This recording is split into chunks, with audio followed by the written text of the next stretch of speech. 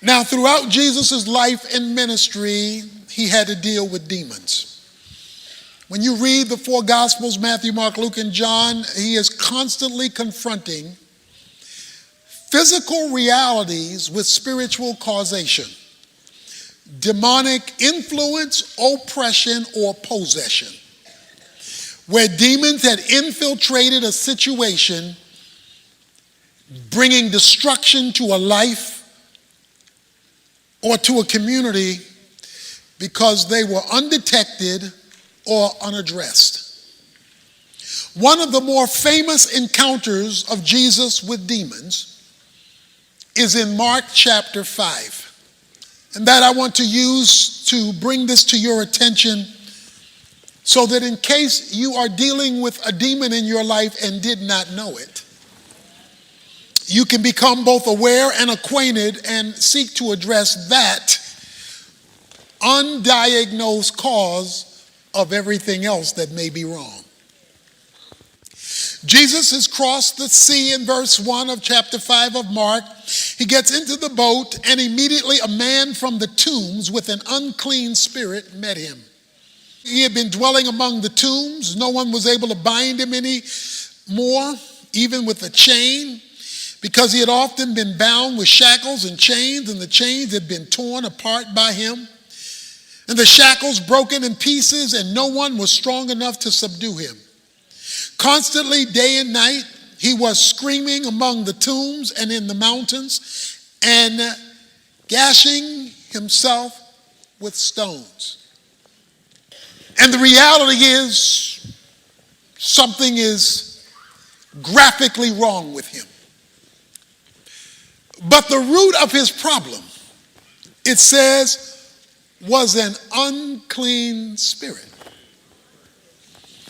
That behind the craziness that we were looking at, that people observed, was something that you could not see. It was a spirit that was unclean. Now, it's not that folk didn't try to help this guy. We're told they tried to shackle him, they tried to chain him, they tried to control him, they tried to manage him. And every time they tried to do something to control the anger, the outburst, the craziness, he shook it off. In other words, society couldn't help him. People couldn't help him. Programs couldn't help him.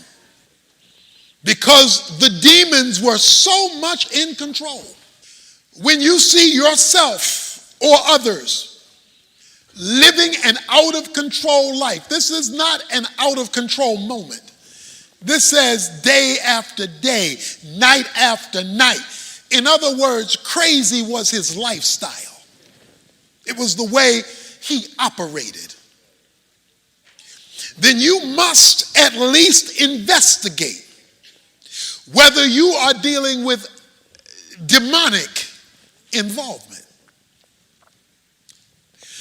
Now, the demon is described with his nickname, an unclean spirit. He's going to be called a demon later, but right now, he's just called an unclean spirit. And with that one phrase, we are introduced to the root of this man's problem. You see, demons go where dirt exists. So they look for uncleanness to make themselves at home. And when they come and infuse themselves through either influence, oppression, or domination and possession, they amplify what is already unclean. So it is unfortunate today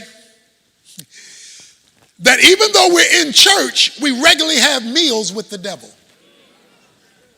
And we don't even know he's been invited to dinner. Paul goes on to say in 1 Timothy chapter 4, verses 1 to 5, that the demonic world feeds on lies.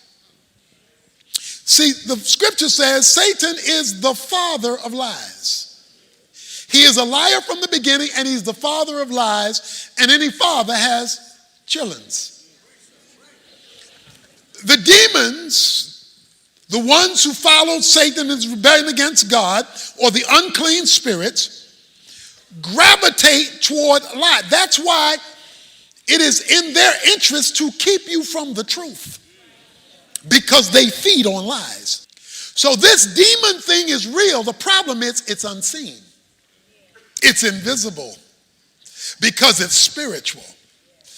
And this man's life has been taken over by the demonic. And he is now out of control. He's gotten worse and worse and worse. And I would like to submit to you things in our lives that are dirt, that go unaddressed, ongoingly unrepented of, invites demons. The demons come, make themselves at home, and begin to reorganize the furniture in our lives so that we are carrying out their bidding, not even knowing that it's them. And the way we know it is, it's getting worse and worse and worse, even while we're taking over-the-counter solutions.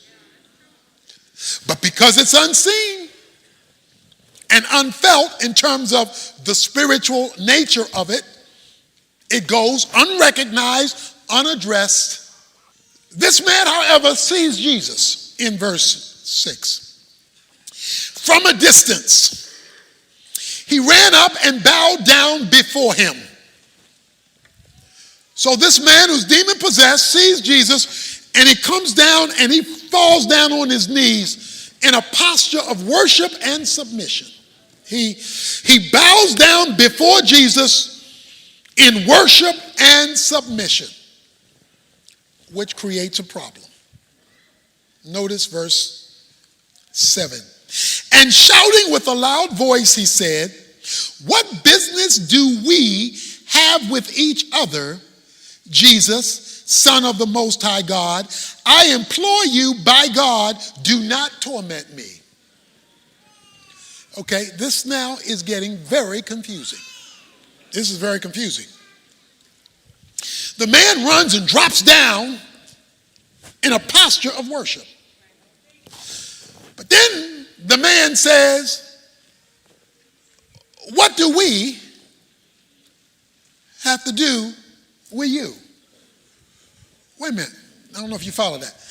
The man, that's a singular, that's a he, dropped down in worship.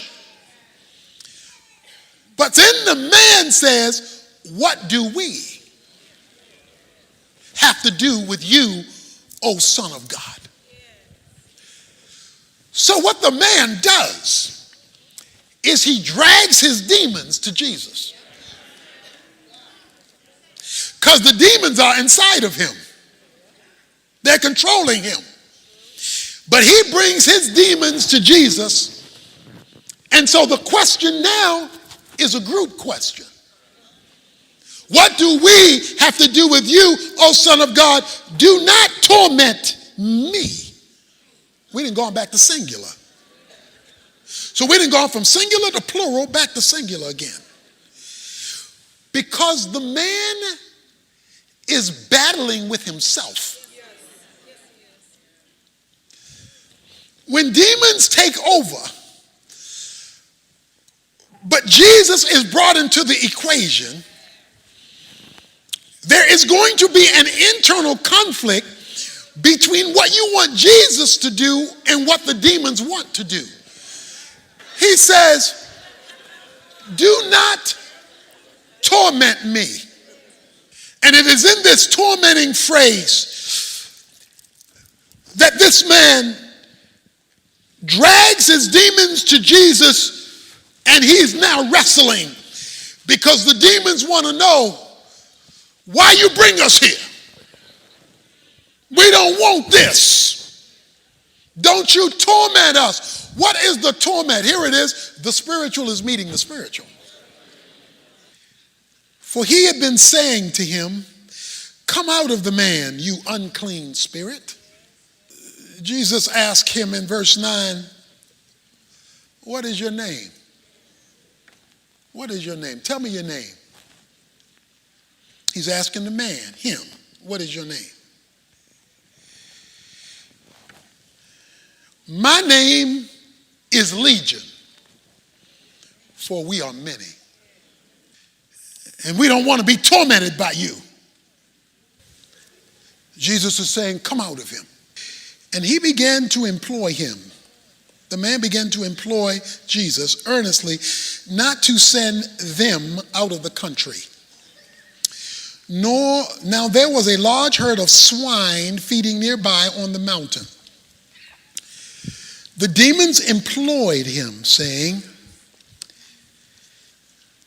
"Send us into the swine so that we may eat them." Jesus gave them permission, and coming out of the unclean spirits, entered the swine. The herd rushed down the steep bank into the sea, about 2,000 of them, and they were drowned in the sea. Oh, there's so much here. Number one, the demons asked for permission. That's because even the devil can't do anything without God allowing it. They asked for permission. And what they asked for is, if you're going to make us leave this man, give us another place to go. Because as you see in the movies, demons need hosts. They need something alive in order for them to express themselves. Because they are spirit. They're invisible, although they are persons. They have intellect, emotion, and will. So they are persons, but they are invisible persons. And so they need a visible thing in order to express themselves on earth. So Luke chapter 11, verses 24 to 26 says that when they're in waterless places, that is places without life, where there's no water, there's no life. When they're in waterless places, no life, they're looking for a place. They've got to express themselves, and so when they see dirt in our lives unaddressed, then they come upon us so that they can express their uncleanness in our uncleanness, making our uncleanness worse than the uncleanness it was before they arrived. And so they express themselves in us. Jesus says, "Come out." They say, "Well, will you allow us to go to the pigs?" Why? Why did Jesus say you can go to the pigs? Simple. They're unclean animals. So he lets them leave an unclean man for an unclean animal. Because they can only flow where there's uncleanness that goes unaddressed. When they enter the swine, they go hog wild and pig slop crazy. It says they run downhill and drown themselves. Because the goal of demons, one, is to always take you downhill. It is to devolve your life, defeat your life, ravel up and tie up your life, destroy your life. Demons have one goal, that is, you go down. And their ultimate goal is suicide. It says that the pigs went out down the hill and drowned themselves. The difference between the pig and the man is that the pig doesn't have a soul and the man does. So there was some resistance in the man that does not exist in the pig. So when they went to the unclean pig committed suicide. But Jesus comes along and he addresses it. Because he addresses the spiritual cause, not merely the physical symptoms. The enemy looks for spaces, And we've all given him some at some time or another. He doesn't need a lot of space. He just needs it to be open and dirty. And if it is, he will seek to enter that space, bring his family behind him in order to bring demonic downturn into our lives.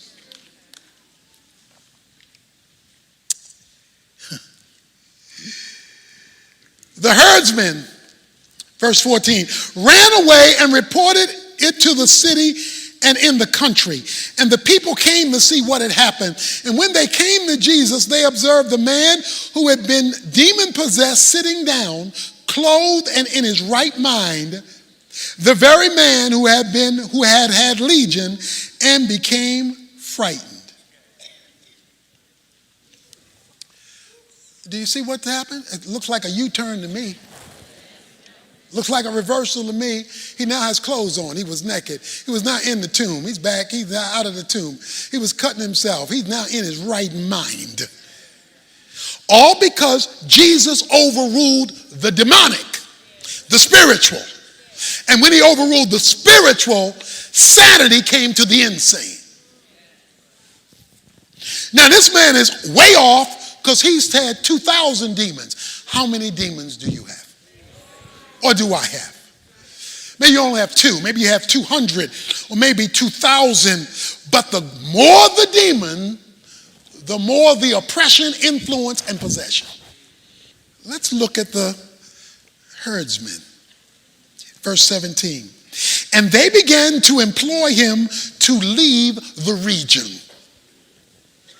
They told Jesus, get out of here. We don't want you here. You would have thought they would have been grateful.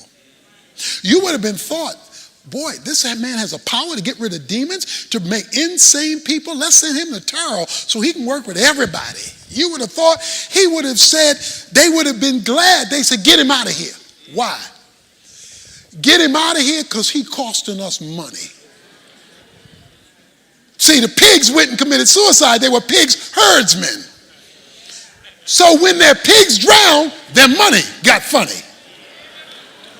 They said no more pork chop, no more pig feet, no more chitlins, no more ham hock. Sweet Georgia Brown got to shut down because there is no more pig. This man is costing us money. Get rid of Jesus. Let's keep the business coming, even if we've got to keep the folk hooked. The man wanted to get in the boat with Jesus in verse 18, who was demon-possessed, imploring him, Jesus, that he might accompany him. And Jesus said to him, you go home to your people and report to them what great things the Lord has done for you and how he has had mercy on you. That tells me right there, the man needed mercy because of how unclean he was. And he went away and began to proclaim in Decapolis what great things Jesus had done for him. And everyone was amazed. I want to make 2 observations. When they told Jesus, get out of here, he left. Because Jesus doesn't want to be where he's not wanted. Behold, I stand at the door and knock. If any man opens the door, I will come in and sup with him. But if you do not open the door for him, he will not stay where he's not welcome. He has to be welcomed in order for him to stay. But the second thing is he told the man, no, don't come with me. I want you to go to Decapolis. That's made of 2 words. Polis meaning city, Decap meaning 10. Go to the 10 city region. You go home first, then you go to the 10 cities in your community, and I want you to talk about what I did for you. So here's the deal. I challenge you to approach the downward hill of your life spiritually first. Do that first Let's get to the right question first, the whole first, and see if there's a demonic thing by throwing yourself at the feet of Jesus in worship and submission. And yes, it may be tough at first because if it's demonically influenced, they